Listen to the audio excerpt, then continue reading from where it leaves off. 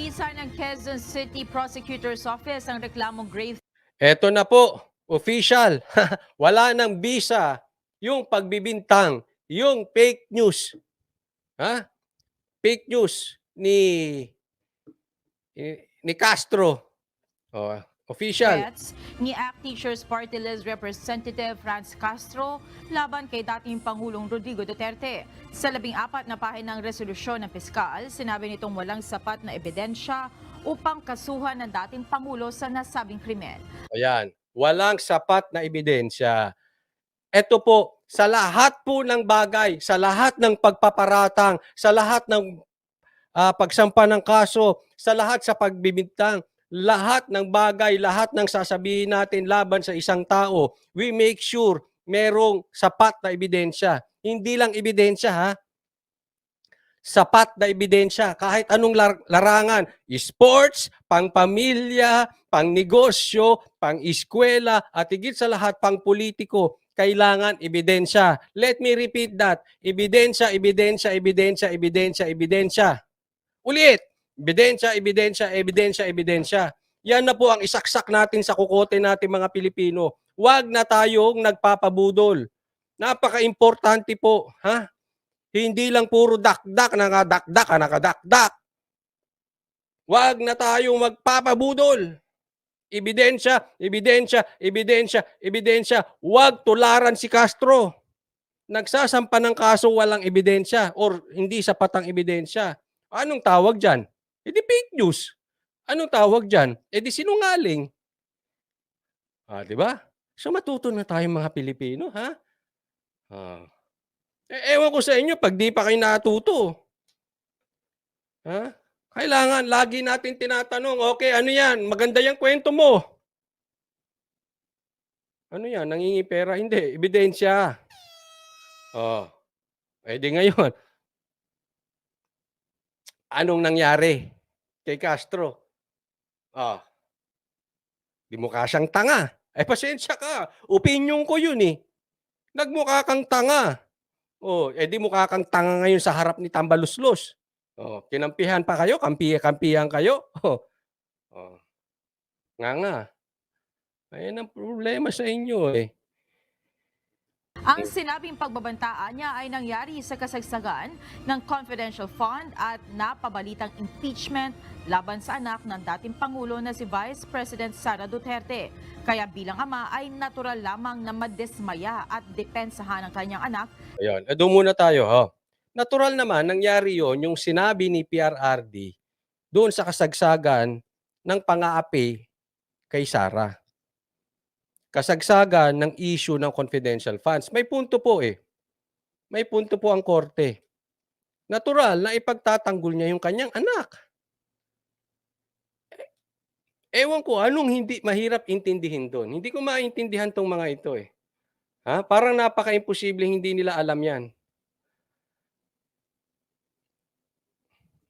Laban sa political attacks. Dagdag pa ng piskal, hindi pangkaraniwan na ang pagbabanta o death threats ay gagawin sa publiko.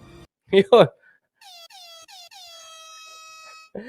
Ito ulitin ko yung sinabi ng korte, hindi pangkaraniwan ang pagbabanta o grave threats sa publiko. O in short, sa social media, sa balita. Yung ba naman, mahirap intindihin. Ito, naunawaan ako ng mga kalalakihan dito. Sino dito sa mga kalalakihan ang palaaway ng kabataan? Bakit kanyo? Kasi yung mahilig sa away ng kabataan, alam nyo na pag naninindak sa inyo, sige, sasapakin kita.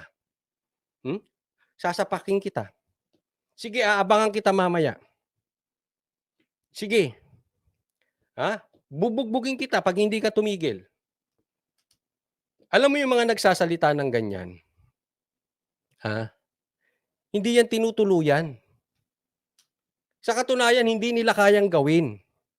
Kasi ang tunay na mambubugbog, ang tunay na mananapak, ang tunay na mag-aabang, ang tunay na pupuntahan ka sa bahay, hindi nag-a-announce yan. 'di ba?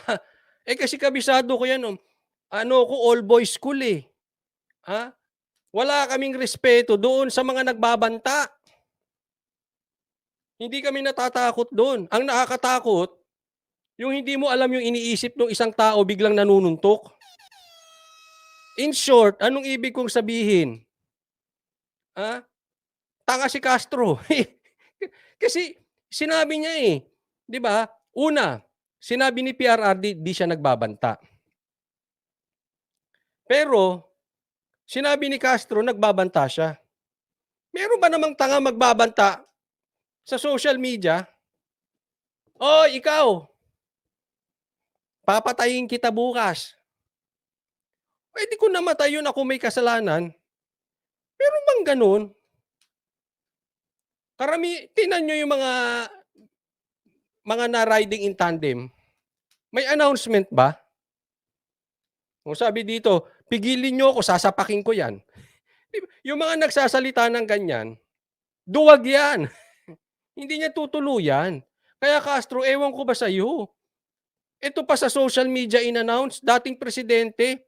Eh, alam niyo naman ang isang salita ni PRRD, ang isang salita ng Duterte, umaalingaw-ngaw. Tama o tamang-tama, yung pag-grave threat. Kaya Castro, 'wag tatanga-tanga. Isipin mong mabuti. Hindi pangkaraniwan na nagge-grave threat sa social media. Lalong-lalo na presidente. Dapat iniintindi mo, figure of speech ba ito? Meron ba siyang ibang pinahihiwatig? O ano bang gusto niya mangyari? 'Di ba marami kasing ibig sabihin 'yan, eh. Hindi po nililiteral ang mga bagay-bagay. Oh, 'wag tatanga-tanga, gano'n lang kasimple. Oh, ang dali namang intindihin nun, eh. Alam mo, panghaharas lang yung ginawa niyo, kaya nga sabi ko ibalik niyo ang gikan sa masa. Kasi sinara niyo yung gikan sa masa dahil sa grave threat, ayan, napawalang sala. Ngayon, titingnan ko kung ang MTRCB or ang NTC patas. Kasi kung patas yan, dapat binabalik ang gikan sa masa. Sige Castro, magsumbong ka kay Tamba. Alam ko naman yung gagawin niyo, eh, sumbong-sumbong kayo, eh. Sumbong kayo sa ICC. Oh, ayan. Wala pang reaksyon dito si Representative Franz Castro. Eh, wala siya talaga mare-react yan, kasi walang alam yun, eh. Magtatanong muna sa abogado yun. "Hoy!" Baka magtatanong yun, eh. Baka lang, nagtatanong, baka lang naman. Hindi ko sinasabing for certain. "Hoy, Tamba, paano ba ako magre-react dito? Ayos na ba 'to? Paano ko bang gagawin diyan?" O kaya magtatanong sa abogado. Kasi nga walang alam 'yan. Hindi 'yan yung pag on the spot kaya makipagsagutan, hindi. Hindi niyan. Tatanong din 'yan, eh, ob-ob. Kaya wala pang reaksyon. Pero alam ko isang magiging reaksyon nila diyan,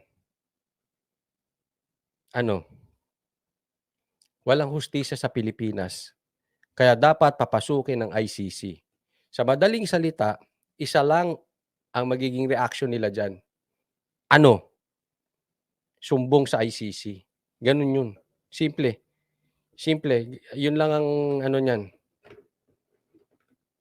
Magsusumbong sa ICC.